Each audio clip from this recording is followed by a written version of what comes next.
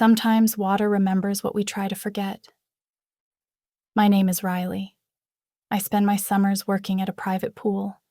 Not glamorous, just quiet. The kind of place where the water is always still until someone decides to disturb it. Most of the time it's kids, tourists, or couples escaping the heat. That day, it was her. She came with a group of friends. Laughter, music, the scent of coconut sunscreen hanging in the air. Her name was Ava, though I didn't know it yet. She wore a black swimsuit, her hair still dripping from a dive that looked too perfect to be spontaneous. She wasn't loud like the others.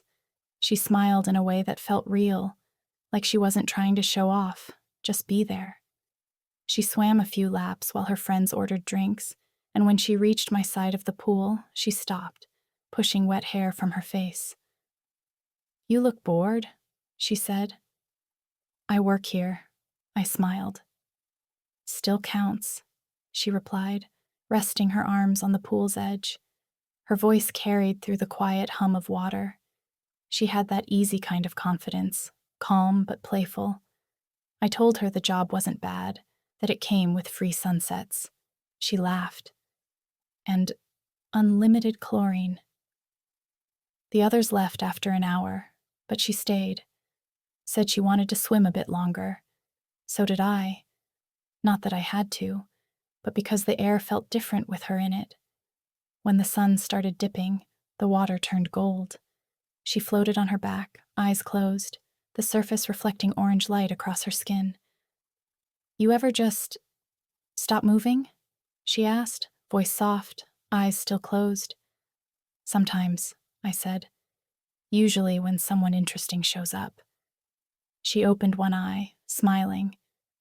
"So, I'm interesting?" "You're not boring." The sky deepened to pink. The sound of the filter pump hummed quietly, and for a long moment neither of us spoke. She turned, swimming closer until we were just a few feet apart, enough to feel the current between us. "Do you ever swim at night?" she asked. "Not alone." "Good," she said. "Then you'll have to wait for me." I didn't answer, but she saw the smile I couldn't hide. The next evening, the pool was empty. No music, no chatter, just the echo of crickets and the hum of the lights under the water. I stayed after closing, pretending to tidy up, half hoping she'd meant what she said. And then she came. Ava walked through the gate quietly, barefoot, holding her shoes in one hand. "You waited," she said, almost surprised. "You told me to." "That doesn't usually work," she smiled.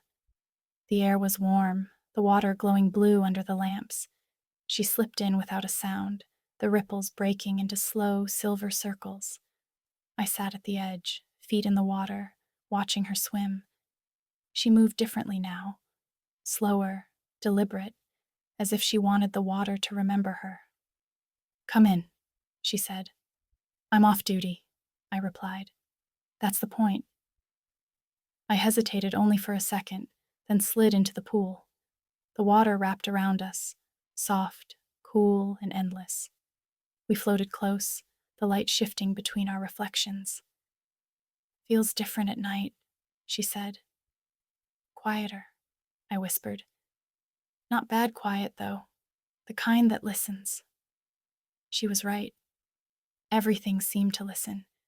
The air, the water, even the faint echo of our breathing. When I looked at her, she was already watching me, hair slicked back, droplets running down her face like stars. "Do you ever think about leaving this place?" she asked. "Sometimes, but I don't know where I'd go." "Maybe you don't have to know," she said softly. The space between us faded, replaced by warmth, not from the water, but from the silence that kept finding us. She reached out, her hand grazing mine under the surface. Slow, unsure, but real. It was nothing dramatic, just touch and water and breath, but it felt like everything shifted in that second. She smiled, not wide, not staged, just small and certain. "You can breathe," she said quietly, as if she'd noticed I'd forgotten to. The lights flickered, the wind picked up, and I realized how rare it was to meet someone who made stillness feel alive. When she finally left, the pool returned to its mirror calm, but something in the air stayed. Her laughter, her words, the ripples that refused to disappear. Sometimes love doesn't crash like a wave. It arrives like water at night, quiet, certain, and impossible to unfeel.